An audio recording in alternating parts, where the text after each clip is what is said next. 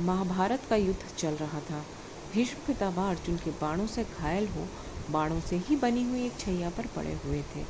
कौरव और पांडव दल के लोग प्रतिदिन उनसे मिलने जाया करते थे। एक दिन का प्रसंग है कि पांचों भाई और द्रौपदी चारों तरफ बैठे थे और पितामह उन्हें उपदेश दे रहे थे। सभी श्रद्धापूर्वक उनके उपदेशों को सुन रहे थे कि अचानक द्रौपदी खिलखिलाकर हंस पड़ी। पितामह इस हरकत से बहुत आहत हो गए और उन्होंने उपदेश देना बंद कर दिया। पांचों पांडव भी द्रौपदी के इस व्यवहार से आश्चर्यचकित थे।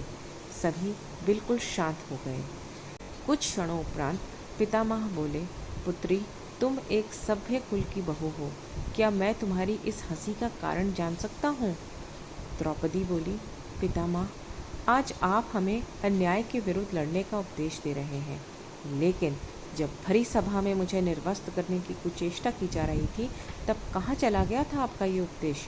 आखिर तब आपने भी मौन क्यों धारण कर लिया था? यह सुन पितामह की आंखों में आंसू आ गए। कतर शब्द में और स्वर में उन्होंने कहा, पुत्री, तुम तो जानती ही हो कि मैं उस समय दुर्योधन का अन्न खा रहा था। वह अन्न प्रजा को दुखी कर एकत्र किया गया था। ऐसे अन्न को भोगने से मेरे संस्कार भी क्षीण पड़ गए थे।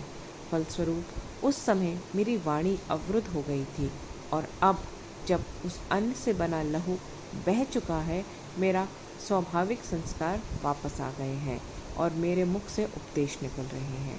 बेटी, जो जैसा अन्न खाता है उसका मन भी वैसा हो जाता है। तो दोस्तों, कैसा लगा आपको ये प्रसंग? हमें कमेंट करके ज़रूर बताइए। अच्छा लगा हो तो लाइक और शेयर करिए, चैनल को सब्सक्राइब करिए।